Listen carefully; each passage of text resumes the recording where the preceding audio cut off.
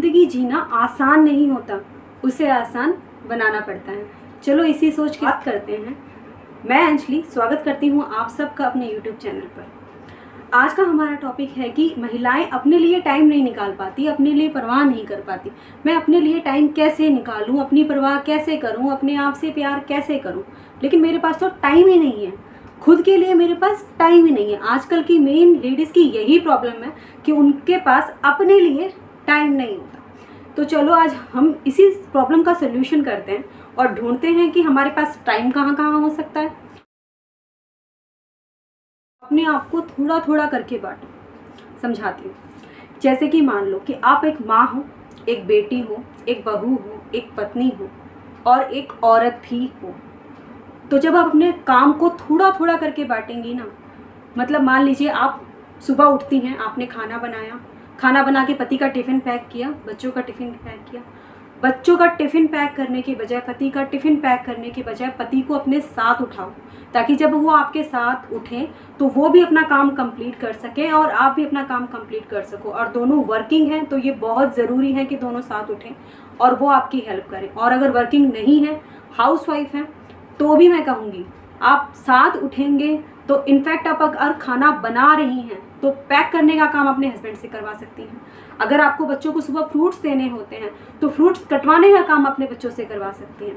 वो जानते हैं ना कि रिस्पॉन्सिबिलिटी दोनों की है, घर दोनों का है। तो मेरे हिसाब से तो दोनों को बराबर काम करना चाहिए सुबह, क्योंकि एक टाइम होता है। हाउसवाइफ यूँ सोचती हैं उसके बाद चले जाने के बाद कोई काम नहीं होता, उसके बाद उनसे डबल काम होता है, पूरे दिन वो टायर्ड हो जाती हैं। इसलिए मेरा तो सजेशन ये होगा कि अगर अपने काम को थोड़े थोड़े हिस्सों में भी आप अगर छोटा छोटा सा काम भी, जैसे कपड़ों को निकाल के उनकी जगह पे रख देना, बच्चों को शूज़ उनकी जगह पे रख देना, बच्चों को अगर टॉयलेट या वॉशरूम यूज़ करते हैं तो उसको वाइपर से साफ़ कर देना, ये भी आपके लिए ना बहुत बहुत हेल्प हो जाएगी। आपकी थोड़ी थोड़ी सी चीज़ों में हेल्प होकर आप बहुत कुछ अचीव कर सकती हैं। मैं मानती हूँ ये बहुत छोटी बातें हैं, लेकिन आप इसे अपना कर देखिए, बहुत हेल्प मिलती है। पता है हमारी छोटी छोटी चीज़ें, बच्चे बुक्स पढ़ते हैं वहीं की वहीं छोड़ देते हैं।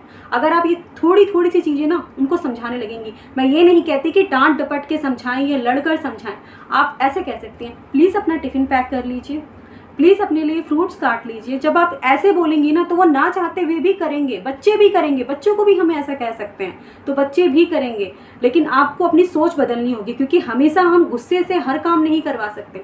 हमें थोड़ी थोड़ी अपनी सोच बदलनी होगी, तभी हम इसको अचीव कर पाएंगे। हमें पता है क्या करना चाहिए, हमें अपने दिमाग को सबसे पहले शांत रखने की कोशिश करनी चाहिए, क्योंकि वो कहते हैं ना शांत मन का इंसान अपने लिए हर काम करवा सकता है, उसको बस करवाना आना चाहिए।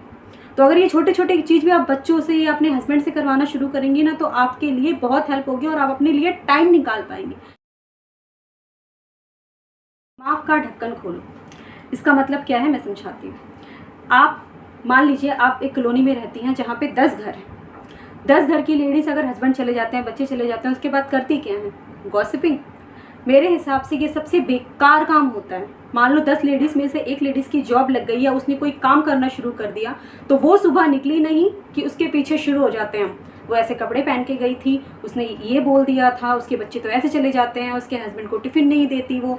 हमारी गॉसिपिंग क्या होती है? सिर्फ उसके रिगार्डिंग होती है जो ऑलरेडी अपना काम कर रही है। हम कुछ नहीं कर रहे, लेकिन हम क्या कर रहे हैं? उसके पीछे गॉसिपिंग करके अपना टाइम ख़राब कर रहे हैं, साथ साथ दिमाग भी ख़राब कर रहे हैं। कैसे? मैं बताती हूँ। जैसे कि मान के चलो कि अगर आप अपने हस्बैंड की या बच्चों की परवाह करती हैं तो वो आपके काम की चीज़ है, लेकिन किसी और के बारे में अगर गॉसिपिंग कर रही हैं तो ये क्या कर रही हैं आप? जैसे कि एक स्वस्थ शरीर के लिए अच्छा खाना ज़रूरी है ना, वैसे ही स्वस्थ दिमाग के लिए हमारे पास अच्छी थिंकिंग और अच्छी सोच भी ज़रूरी है। अगर वो लेडीज़ काम पे जा रही है, बजाय उसकी गॉसिपिंग करने की आप ये कह सकती हैं उस लेडीज़ में हिम्मत है, सुबह उठकर बच्चों को भी तैयार करती है और वो खुद भी जाती है। आप इस तरह से बातें बोलेंगी ना तो ये आपके अंदर भी फील होगा, आप अपने अंदर भी इम्प्रूवमेंट कर पाएंगी कि मैं भी उसके जैसा करूं। 10 लेडीज़ मिलकर किसी एक की बुराई करने की बजाय उसकी भलाई करो, उसके बारे में अच्छी चीज़ें बोलो ताकि उसको भी अच्छा लगे। उसके पीछे से भी बोलो, वो सुने या ना सुने पर वो ऊपर वाला तो सुन रहा है ना, उसको ये लगेगा कि आप उसके बारे में बुराई नहीं कर रही, तो वो आपको भी वैसा बनाने की कोशिश करेगा। तो मेरी थिंकिंग तो ये कहती है किसी के पीछे गॉसिपिंग करने के बजाय अपनी सोच को इम्प्रूव करो, अच्छी किताबें पढ़ो, यूट्यूब पे अच्छे मोटिवेशनल वीडियोस देखो जिससे कि आपका दिमाग खुले। ये गॉसिपिंग से दूर रहो, मैं तो यही कहूँगी, क्योंकि गॉसिपिंग जो है ना इंसान का दिमाग बिल्कुल ख़राब करके छोड़ देता, कहीं से भी नहीं छोड़ता कि वो आगे चल के कुछ कर ले। लोग एक दूसरे की चुगली करने में अपना सारा टाइम वेस्ट कर देते हैं, जिसका कोई इंप्रूवमेंट उसके दिमाग में नहीं दिखता। वो कितनी भी पढ़ी लिखी हो, चाहे कुछ भी कर रही हो, लेकिन अगर वो गॉसिपिंग में हिस्सेदारी बनने के लिए और अपने आप को उनके जैसा बनाना चाहती है तो ये उसकी सबसे बड़ी गलती होगी। कहते हैं ना, जैसा होगा आपका विचार वैसा ही बनेगा आपका व्यवहार।